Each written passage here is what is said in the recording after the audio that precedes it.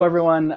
Mike Grabham here again today. Hey, thanks for watching us live here today, and from sunny or partly sunny Seattle, Washington. Hey, I'm here today helping founders get through to the next step. Right, we're making sure people have understanding and be able to kind of move their idea or move their company forward. That's what it's all about. Is making the journey a little bit smoother for everyone.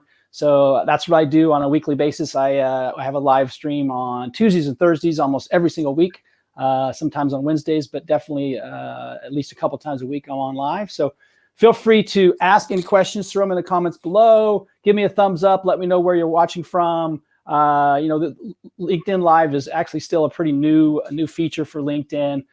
So feel free to say, hey, this is my first time, but I'd like to hear about what you're working on, etc. So feel free to leave any comments. And today we're really taking a deep dive into legal stuff. Like today we're talking about trademarks, and we're going to take a deep dive into that. And we have Kelly Lawton from here in sunny Seattle, downtown Seattle, actually, where her office is. So I'm going to hand it over to Kelly and let her kind of start off talking about trademarks, and introduce herself, of course. So Kelly, thanks for being here. Thanks for taking some time, and take it away.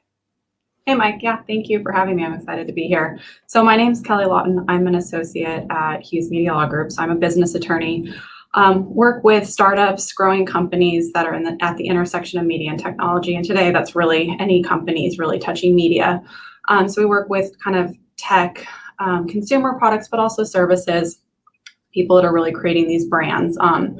And so I love doing what I do because I get to support founders, entrepreneurs, startups, businesses, and helping make sure that they're protected legally so they can kind of run their business and not deal with all the legal stuff. So yeah, I'm excited to talk with you more about trademarks and get a little info there. So yeah, that's great. Well, definitely thanks for being here.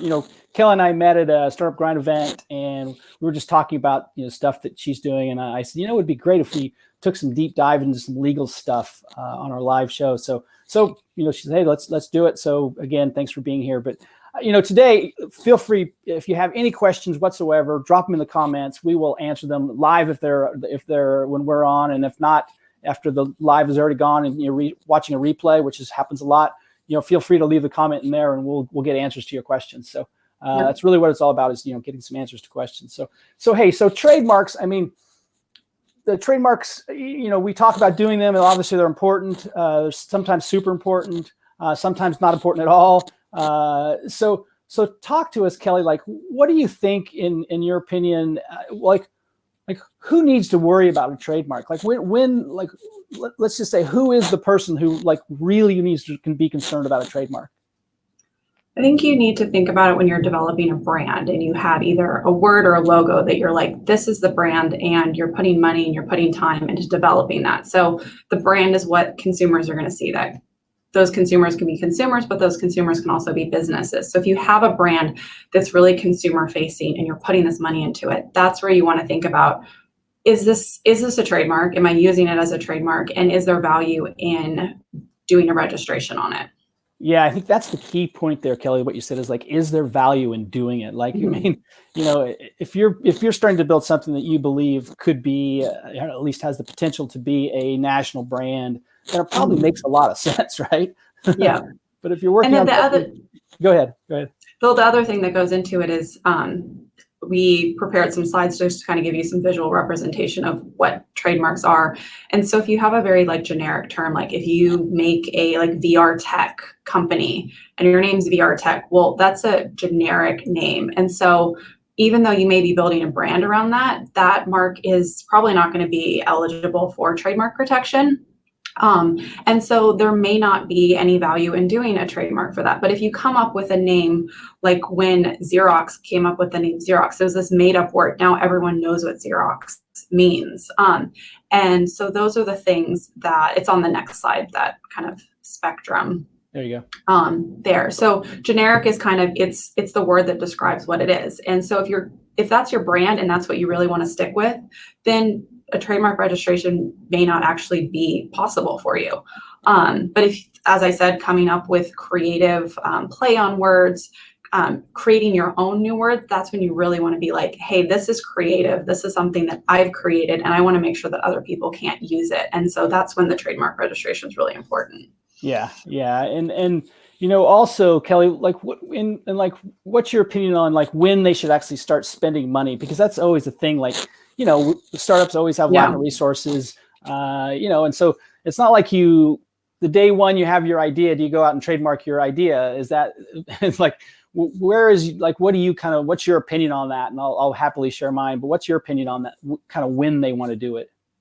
So if money is an issue, it definitely is something to consider of potentially waiting on. But I think it's how much you are putting that brand out there. So if you're talking to people, if you're using it, then maybe you probably are in a stage where you're ready to do a trademark. Even before you start using a brand name or a mark, I suggest doing a knockout search. And so there's some ways that you can kind of easily do this yourself. But you can also work with an attorney who can do like a full search of it, so you know that you're spending money on this brand that someone else doesn't have. So even before the trademark registration, I recommend, let's see if this name is clear. And that can also be done with, you can start with a Google search, and if it pops up right away and like, oh, they're doing the same thing, well, I recommend shifting kind of where you're going with that. So it's hard to give an exact answer, but I think it's really how solid are you in your plan of your business. If you're still kind of like, I have a couple of names, or I have one name, but like I may be pivoting, because the other thing with trademark is the description of how you're using it. There's 45 different classes for goods and services. Sure. So if you're doing multiple things and you're like, well, I'm not really sure which one of these is going to be the core business, then maybe that's a point to kind of wait and figure that out as well. Does that kind of help? Yeah, no, it totally helps. And talk about the like you mentioned this just 30 seconds ago about doing a search, like being able to do your search yourself obviously is important. Just the basics, right? Just do the basic searches on Google or USTPO. Yeah. Like what you said, knockout search. What is that? Explain that. Yeah, so it's just a term that we use to kind of like knock it out. Like, let's see if there's anything there. So on the USPTO website, they have a search called tests. And there's 3 different ways to do a search. One is just the basic words. You type in Apple, and it will show you every mark that includes the word Apple. And then the other one that I use a lot is the free form search. And that is going to show you, you can just type in Apple and it will show you Apple, but it will also show you the translations of Apple. And there's also ways that you can put kind of symbols into that word to, well, what if there's another way to spell Apple, or there's certain words that have like a ton of different ways to spell it. You can take out letters, you can sub an E and an A, things like that. And so it kind of creates this algorithm to find all the possible matches that may sound the same. So those are the things that you can do through the trademark website. The basic word search, I think, is a good first step, but it's not enough. And that's something that you can do just as you're kind of coming up with names. You can do that. And then the other thing is just do a search on Google. Some words you can just type on them on their own. Other words you may have to, if you're in the film industry, like maybe adding the word film to it, so it pulls up things related to that. But those are really good first steps to see what's out there related to it, and if it seems like there's kind of space for you to create this brand. Yeah. So a lot of that they can do on their own. I mean, most people can do on their own. Go to USPTO. Yeah. Mm-hmm. And then there's a fuller knockout search. Like we use a service called CompuMark and other service providers like that. And what they do is they actually use programs, and it will search like the entire trademark database with just like an algorithm, and then it prints out all those pages. It searches the web, it searches domain names, and just kind of like any reference it can find. And then you can do it based on the US, or you can do it kind of whatever country you want to do. And so what you do is you then get back this binder that's like this thick.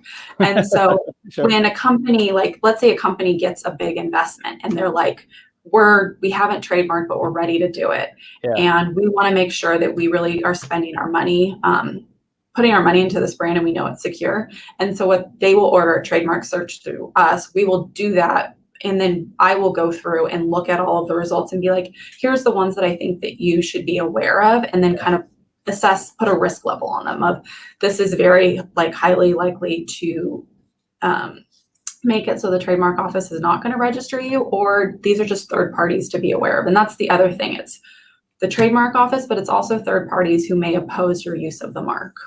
Yeah. So obviously that's where you guys kind of step in and help out, make sure there's no kind of big mistakes there. Yeah. It's funny. I have a story about the trademark. There was a guy, this is a long time ago. It's probably like 15, 18 years ago. He started his company and he did not trademark. It was funny. He trademarked a name, but they ended up changing the name. And then he went forward with this name that he changed to. So in essence, he never really trademarked the name he was using. He trademarked his first idea, right? Now, all he did was he basically just changed the spelling. Honestly, is all he did. Changed the spelling and he changed the mark of it. But it was different. So what happened was another person started to try to use it, and he was like, "No, whoa! I filed this," and like realized that it really wasn't his trademark. He trademarked. Because he thought, oh, well, I had the trademark, but he really didn't have the trademark. It was like, it was just a couple letters difference, right? So it's super important when you're really kind of, again, when you're starting to use it, like really use it, then you should actually consider, doing it. And Kelly, what do you like? What do you think on, how much can an entrepreneur do on their own and still kind of maybe cut some costs, but not be, not do something crazy or do something stupid where they make a big mistake? Where does that kind of like how much can they do on their own before they really, really need to hire, a person like you to kind of finalize it, make sure the I's are dotted and the T's are crossed? So I would start on your own of just doing kind of the preliminary search on the USPTO and then doing some Google searches. The problem that I see a lot is that people will try and do trademark registrations on their own. And there's a couple things that are, so maybe if we go back to the slide before this, so Sure. the question will kind of play into this. So the first thing is kind of knowing what trademark you want to do. So there's word marks and there's stylized designs, which are more like logos. So the Starbucks logo, that's a stylized design. The Nordstrom logo, that's just a word mark. And then the third character is a character named Omnom, and that's also a trademark that they've really associated to their brand. And so the first thing is kind of knowing what type of mark you're doing. Is it a word mark or is it a logo? And if it's a logo, do you want to include the words of your company or do you want to keep them separately? And to go back to what you were saying of you make changes to it. Well, with the words, the word mark gives you great protection because you can change the style, the font, the format of that word, but you just need to keep all the letters exactly the same. Yeah, you can't change the spelling. And so with the design, as a brand's evolving, sometimes you're going to make changes. And I mean, every several years, a lot of brands like Starbucks has had several variations, and every time they do it, they need to do a new trademark registration. So that's a big part of knowing, okay, are you solid on this brand? And I think that's kind of the first step. And then is it a word mark and is it a design mark? So you start there, start with your brand, then can I search on it? Can I see if someone else is using it? But the problem kind of that I've dealt with a lot is people trying to do trademark registrations on their own. One problem I've seen is where someone does, I worked with a client who did a design mark, but it was actually for a word. But how he was using the word wasn't actually being used as a trademark. And so he was kind of creating this brand around this word, but it wasn't being used the right way.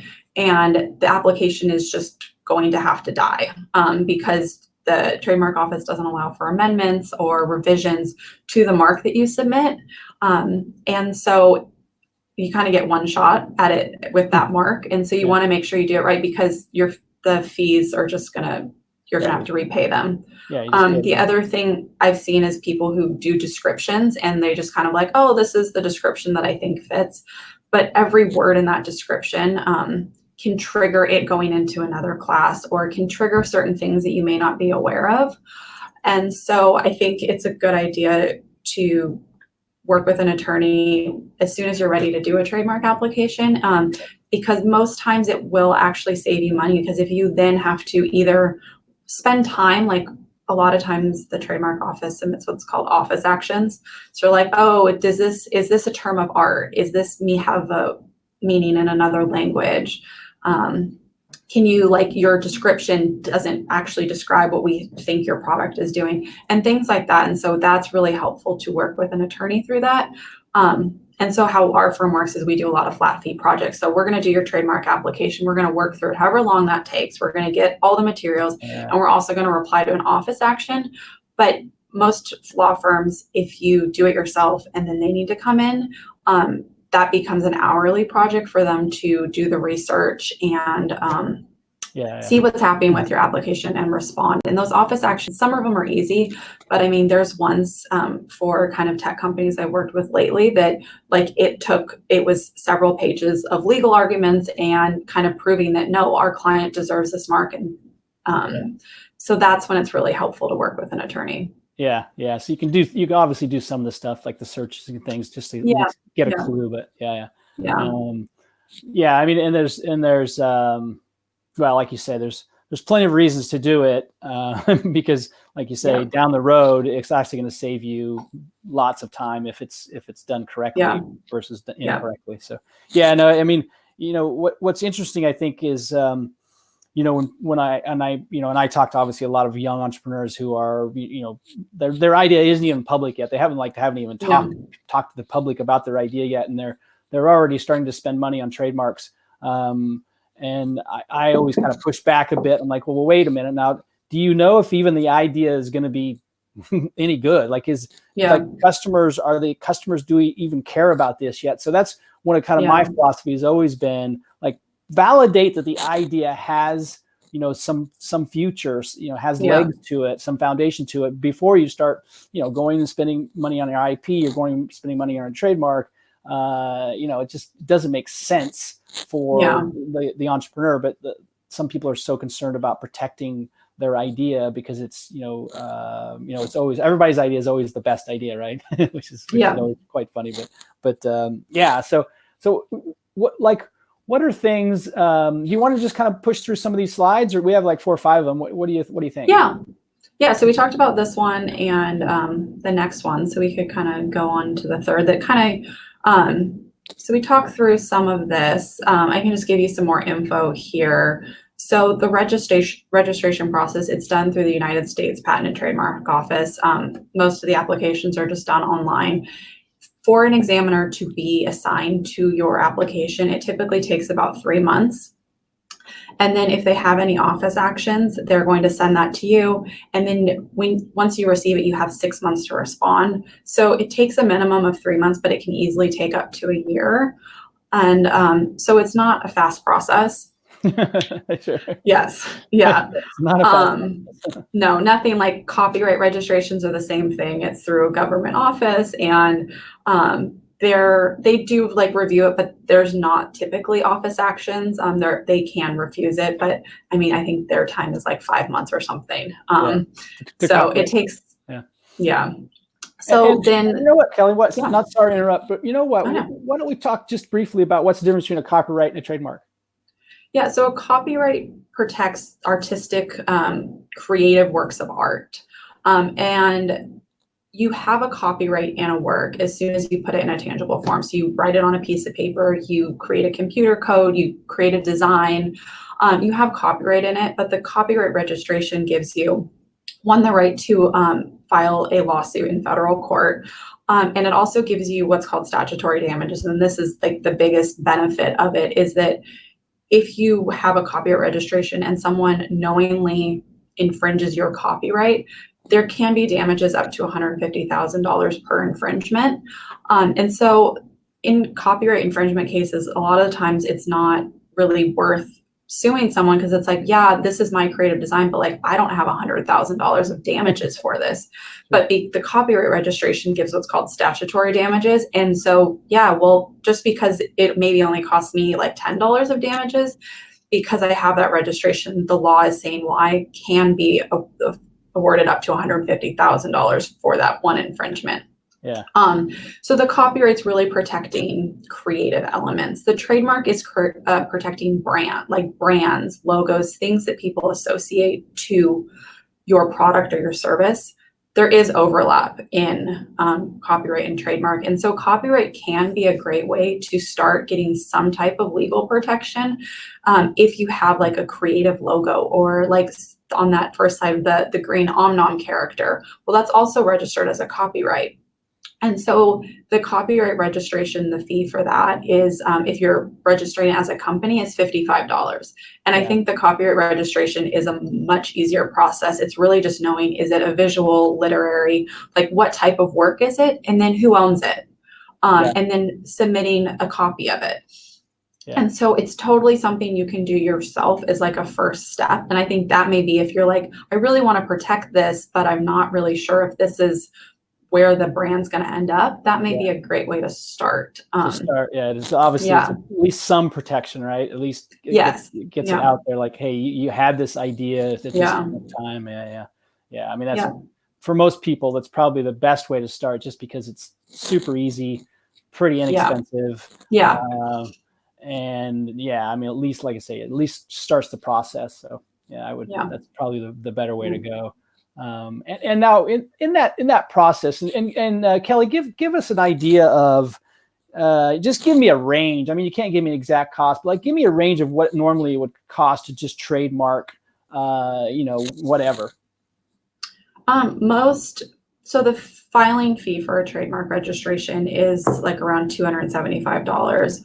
Okay. Typically law firms will charge around the $1,000 to like $2,000 range, I think, is kind of for one trademark in one class.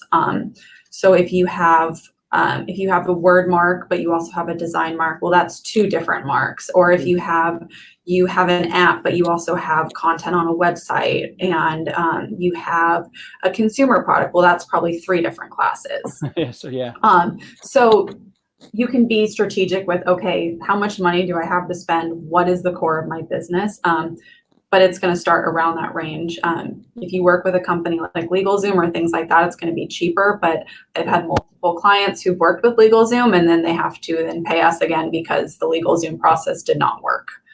And then the copyright registration process is a lot cheaper than that. I'm not sure exactly on the cost, but I do recommend, if you want to try and take things into your own hands, to start with the copyright on your own. Yeah, because it's something that I could do a copyright, right? I can handle that one. Especially when you're working with like logos. One thing to keep in mind when you are doing logos, if you have a really kind of basic logo, that's just kind of like your word. First of all, if it's just like your word, the words, it's not probably going to be eligible unless it's like really creative. It needs to have a certain level of creativity. So there was a big thing a while ago with American Airlines. And I mean, it took a graphic designer, they created it. It looks artistic, but the Copyright Office like refused. Obviously, they tried to fight back on it, and like it's this huge brand. And so kind of depending on how many creative elements are part of that, it's going to be something to kind of think about. But if it's a piece of art or creative, like, then it's probably a good way to go. Yeah. That's good. That's very good. Okay. So, hey, for those of you just popping in here today, I've got Kelly Lawton today. She's talking about trademarks, IP, copyrights, what to do, how to do it, when to do it, etc. So we're kind of taking a deep dive into trademarks today. So if you're popping in and like, what the heck's going on, that's what's going on today. Again, my name is Mike Grabham. I'm the one that helps startups get started and help the journey of a founder make it a smidgen easier, hopefully, along the way. So we're on live today. So Kelly, where is the where are some gotchas in this process of trademarks, both from a like gotcha meaning this gets really expensive gotcha, and gotcha meaning like darn, you should have done that. Like, what are some gotchas in the trademark process that you've seen, and or your people there you work with have seen? I would say most of that is when you don't do a trademark registration, or you know that there's a brand out there that's similar to yours, but you keep doing what you're doing. So What the trademark registration does is it kind of creates this, it gives you the right to enforce other people from not using a similar sounding name for providing this similar goods and services. So you have that security of, hey, I have a trademark. I know I can kind of build my brand around this mark, and someone's not going to come in and be like, oh, I've been using this, or this is mine. And those things can happen, but like the likelihood of it is a lot less. So one thing is really, like, if someone does come after you and you have a trademark, it makes it a lot easier to kind of defend yourself. You're like, I have a federal trademark registration. Like, that gives me the rights in the entire United States. Instead of being like, you do have common law trademarks when you use a mark in commerce within, like, if it's just in a state, like the cannabis industry, it's not federally legal. It's not eligible for federal trademark registration when you're talking about like the flower product. And it also isn't allowed to go across state lines, which is another requirement for trademark protection. So there are certain things, like if you are a local bakery, you're probably just going to be in the state. So common law trademarks is kind of what you need. And Kelly, what's the difference between when you're talking about common law trademarks, which let's just say, we're in the state of Washington. So I have let's go with your example. I have a bakery, and I have a common law trademark versus, I have the package guard, which is a national product, which sells anywhere. That's a, what I guess called normal trademark. Like, what's the difference? Like, tell me, like, why do I care? So the common law trademark, you can have common law trademarks in multiple states, but if we're talking about kind of a company, a business that really works just within the state, so you have priority of where you are doing business. So if you're just in the Seattle region, well, if someone else has created a brand outside of Seattle, and let's say you started in like 1995 and they started in 2005 and they're like kind of slowly expanding and they want to come into Seattle. It's like, no, I've been here since 1995, so you can't be in the Seattle region, but maybe you're in the entire state of Washington. So what it does is you do create priority in the use of your mark by using it, but it's really going to be limited to that geographic area that you're then going to have to prove. And so that can cost you money it's going to cost you more money to fight off people that are trying to come into your territory, and also more money to prove that you have the rights that you say that you do. And that's when you really do need to work with an attorney. Yeah. So those situations actually can be better starting off from business to business if people can be reasonable, like, oh, you're in Seattle, it's okay. Like, I understand that. I'm not going to go into that area. Yeah. But if it doesn't go that way, then you really need to have someone there that someone can really protect you and defend you. Yeah. Those are things that get expensive. Yeah. So if I have that bakery, right, it's Kelly and Mike's Bakery, right? And we've been around since 1995 selling baked goods, but we're only going to be Kelly and Mike's Bakery. We're never going to be in, we're not even going to be in Tacoma. We're only going to be in Seattle. Like, do I need to worry? What should I do? Like, should I file a trademark? Should I do anything? Like, what should I do if it's just that? Like, it's a good idea to do what's a state trademark. So Washington has, I think it's still a paper form, but the fee is pretty inexpensive. It's like $50 to $100, and that's the state trademark is a much easier registration to do on your own. Yeah. So we have clients that we do federal trademark registrations for them, but they do the state trademarks on their own. And so I do recommend. I've done it here in the state of Washington with an idea I had way back. It's pretty easy, right? Yeah, I can't remember how much it costs. Do you remember how much it costs? It's pretty inexpensive. I think the filing fee is like $50, but it's around that range. And what it really does is create a public record. So if someone then comes in and is using your name in the same area, that's going to kind of provide some like evidence of like, no, we have a trademark registration in Washington on this. We did it on this date. This is when we started using it. So I definitely think if you are, and that's another way of when you're starting a business, like, let's just kind of start building like our evidence around our use of it. Is that true in every state, Kelly? Is that true in every state? Yeah, every state has their own trademark Okay. registration process. And that's the thing, if you're an international or national brand, like you don't want to do a trademark registration in every state because that's going to actually cost you a lot more money. But if you're just in Washington, then it is a good idea to kind of focus on that state. Yeah. And then the federal registration does give you more rights that the state trademark does not give you too. And let's talk about international stuff. Like what's the difference between, let's say, we have an idea and we want to trademark not only the US, but say Canada, maybe we want to do, South America, or what is again, give us an idea, at least some of the ranges of cost, but also like complexity to do something like that. Yeah, so trademarks are focused by country. They're so the U.S. trademark protects for use in the U.S.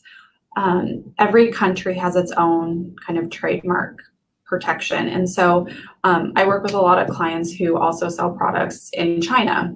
Sure. And so when the China trademark and copyright kind of protection is a lot different than some other countries. So if also China, there's a lot of counterfeiting and a lot of things like that you need to be concerned of. So let's say you are doing some distribution in China, your product's available in China. Well, you want to get a trademark registration in China. So when I work with clients that I do a lot of their US trademark registration for, I can kind of interface with the Chinese council on that. And so from what I've seen, registration for a trademark, I think it's around $2,000 to $1,500. It's around the same price. Their class system's a little different. So with trademark, you need to do it in wherever you are using that. Yeah. The biggest in the US, you have to be intending to or using your mark in commerce. That means it's available to consumers. They can purchase your product, they can purchase your service. Well, in China, they don't have that requirement. So another thing that you can do there to really protect your brand is not only doing registrations for marks that you're going to use, but marks that you don't want other people to use that are related to it.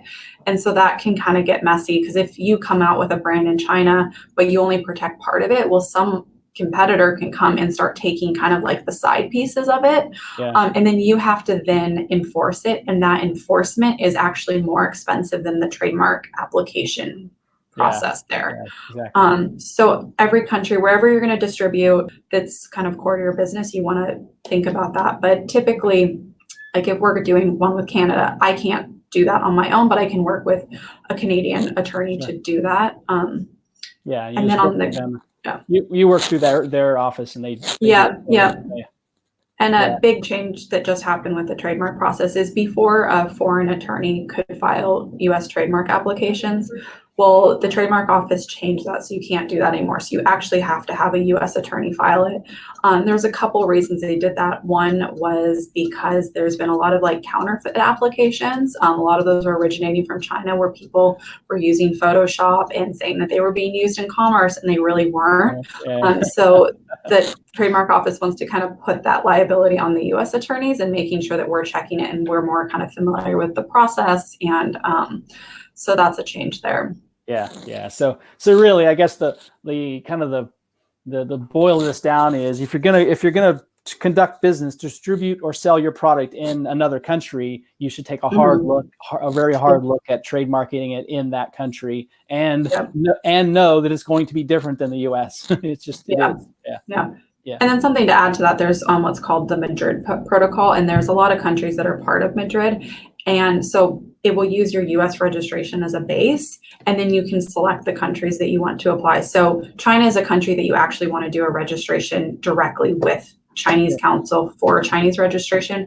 But a lot of other countries that are part of Madrid, if you're going to distribute there, then you can do the Madrid, and that will save you some costs, and it just makes it a lot easier too. So. Okay, that's great. What else? Where are we else on the? Do you want to talk about? This is brand strategy. Yeah, I mean, we've kind of talked about this. I think the brand strategy kind of goes back to the example that you showed or talked about in the beginning of someone created this trademark and then they changed it. And so it's really about like the relationship you want to create between your name or the logo, the trademark and what you're providing to customers. And really thinking about that is important. And so what goes into that is one, coming up with the name, one that fits into your brand, one that people can identify with your brand, Sure. but then also making sure to continue to use it as a trademark. So you need the trademark to identify your brand, and having it be a part of like describing what you do. Like that's a great way to do it. But if you shift and you change the design or you shift some of the letters, well, that mark is no longer aligned with your brand strategy. And so really thinking through that and where you want to take this brand, I think is a good step. And it also makes sure that you're not spending money on something that you're not actually going to use. Yeah, you've got to exactly. Obviously, you don't want to spend money on something you're down the road not going to use. That's why it's always so important. And that even filing the state one is a start, right? Like you can do a copyright and file the state one as a start. At least you have some protection before you really kind of nail your idea down, where you've like, okay, this is a great idea and it's actually going to work, right? Instead of, again, spending that money to do that. And Kelly, where is the for the person who has a business that is selling only on the internet, right? Completely on the internet. So it could be purchased in obviously anywhere, right? It's not just the US. So do they can they do anything unique? Is there anything they can do to protect themselves? I mean, obviously they may not have the money to do it, in other countries. Like what is it for that entrepreneur who is, maybe just has an e-commerce business and he's selling some cool widget. It's available, across the world. Is there what's the kind of method to that? I think one of the big benefits is that even though your product may be available around the world, a lot of these platforms are kind of based in the US. So even though I do work with a lot of content creators and people on YouTube will infringe it. Well, this person that's infringing it is based in Germany or based in China, but because they're distributing this through YouTube and YouTube's a US-based business, YouTube, one, has to comply with US copyright and trademark laws. And then because you have that US registration, well, YouTube or Amazon or companies like that are going to still enforce your IP rights. And so that's one thing, that's kind of just a benefit that's there because of kind of how the economics are in the US. But the other thing is really just being aware of how your mark's being used. So, I mean, if you're selling merchandise, do some Google searches. We have clients who people create counterfeit products and they sell them on Amazon, and all it takes is a search in the Amazon and to search and see oh, that's not an authorized product. Let's take it down. Yeah. And those are things that you can do. Amazon also came out, if you are selling on Amazon, they have an Amazon brand registry where you can register and it kind of authenticates your product. So if other people come out with things that aren't authentic, you can easily take them down. And they're working on some other kind of products that way because it's really just making their job easier too. And it gives you more tools. So really just kind of being aware of how where it's being sold, and you can reach out if you can find out who's directly selling it. It's not always that easy. Directly selling it, reach out to them, but also reaching out to the platforms of where they're selling it. And that's a great way to enforce it. And Kelly, do you think the Amazons and the Shopifys and the Etsy's and all those platforms, you think they're doing a better job now, kind of policing that a bit more? And are they being forced to? I guess is a good question. Is that? They're being forced to. They're not policing it, but they're enforcing it. So, I've had cases where I had to submit literally 100 items that were being sold as counterfeits on Amazon. And so what I have to do then is, and this is something a company can do for themselves, is you go and you create a list of each product and their product number. And then you need to submit that to Amazon. Well, at that point, then Amazon has to then look into each of those. But they really don't have the capability right now to do that without maybe the brand registry may be the first step in doing that, but they don't have a way to police it without you kind of initiating it. Yeah. And on the copyright side, under the Digital Millennium Copyright Act, platforms have an obligation to respond to these takedown requests. If it's really simple, they will just take it down. But if the other person responds and it's like, no, I have the right to this, or sometimes like Google will look at it, or Apple, like if you're trying to take down an app, they'll look at it and be like, we don't think that this looks like, we think it's different. So you're going to have to actually, we'll connect you with the developer, but then you need to work with the developer, and then that can be harder. But if it's a really clear, like someone has taken your like images or your brand name, and they then have an app that's doing the same thing, Apple and like Google, they will respond pretty quickly to that, which is nice. But there's still a lot of room for improvement to really help businesses not be infringed. Yeah. But literally, like you're pointing out, it's really your responsibility at the end of the day. You're the one that has to hunt it down and say, hey, this guy's, this company's totally knocking off my product, et cetera. So it's really your responsibility.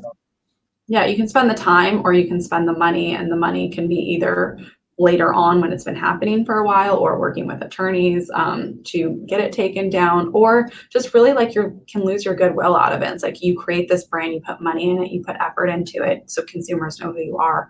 So you want to make sure that's protected, so you're not wasting your time on that either. Yeah. Hey, I got a question. I'm just curious. For the people who do digital products, and I informational or digital products, where you want to name that, right? So let's just call it informational product, where it's some hey, how to get great discounts on airfare, right? Like, and they create this class, or they create this product that tells someone how to do that, and there's somebody else basically knocks that off, or does something similar. That's got to be like almost impossible to protect, right? Or is that? It's really hard. So, I mean, the brand that you're creating under, that would have trademark protection likely. But so copyright does not protect ideas. It can protect how those ideas are kind of conveyed. So if you create a presentation and someone takes and copies that presentation, that's copyright infringement. Sure. But if someone takes that idea, like how we're talking about trademarks, and then creates their own, but there's a lot of similar elements, well, that's probably not going to be protected by copyright, because these are ideas. Like, copyright is to encourage arts and science and literature.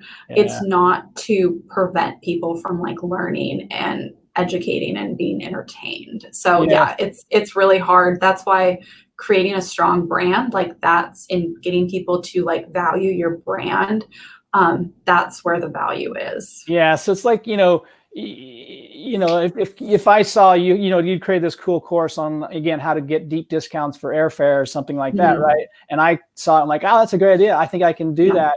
And I basically take yours and just make some improvements and change some words. I mean, there's really nothing anyone can do, correct? Yeah. And I mean, if we're talking about like software and you create an algorithm, that can be protected by copyright. But then it's going to come down to what elements are they copying? Are these kind of basic like algorithms, or is it something special? So that can get really complicated, and fighting those things can get really costly. Yeah, exactly. And it is like, for many people, it's just not worth it. And so what other pieces, like, and I think the critical pieces, what are critical pieces that people are not doing, or missing, or making mistakes on? Are there anything other that we haven't already talked about that's like, this is super important, or this is the mistakes that I see happen? Any of those kind of things? I think just the kind of knowing what's your trademark, what's protected by like copyright. That's because sometimes people will try and protect something as a trademark, but it's really just like a creative element that's part of what they're doing. And so just kind of knowing what IP you're working with. And also, is it a patent? Have you created an invention? Or can you use that to kind of protect what you're doing? So really just knowing what type of IP it is, and then also just really like knowing what your brand strategy is and thinking through that is a great way to make sure that you really are ready to do this. Well, I think this has been great. I mean, I really like taking kind of deeper dives into some of these things, because this is how, not only I learn, but people watching Yeah. learn, and Yeah. hopefully save some aggravation, right, from people doing mistakes. Yes. So Yeah. so anyone watching, give me a thumbs up. Give us all a thumbs up if you're happy with what we're doing here, and let us know where you're at. Leave us any comments in the comments. Kelly's kind enough to spend some time with us today, free of charge, not even charging us. Yeah, if you have any kind of general questions, feel free to reach out to me on LinkedIn, ask a question in the comment. I'd be happy to follow up. So yeah, awesome. Yeah, that's awesome. I really appreciate that. So you heard that. Like, leave comments in the Nope. questions in the comments, and we'll answer them. We'll get back to them, even if they're it takes us a little bit of time. So, Yeah. Well, do you have anything else you want to add, Kelly? Anything else you want to? No, I think that's kind of a good introduction to trademarks and why should you care? Should you care? So maybe that's the first thing to think about is, should you care about a trademark for your brand? Yeah, no, I agree. Well, everyone, thanks for being here. Thanks for watching. Like I said, give us a thumbs up. You're happy. Again, my name is Mike Grabham. I'm the one who helps startups get started, and helps founders, hopefully save a little bit of aggravation and time and money along the way of creating their next startup. So we're here on Tuesdays and Thursdays doing live shows. Today we're here with Kelly Lawton, and she's shared a bunch of information about trademarks and what to do, what not to do, copyrights, common law. Oh, that's great. I'm just really super informative. Thank you for being here, Kelly. And we'll probably have you on again. We'll pick another topic and find something else we take a deep dive into. So thanks a lot, everyone. Everyone have a great weekend. Enjoy the sunshine wherever you're at, and we will talk next Tuesday. So take care. Have an amazing day. Bye-bye. Bye. Thanks for having me. Thank you.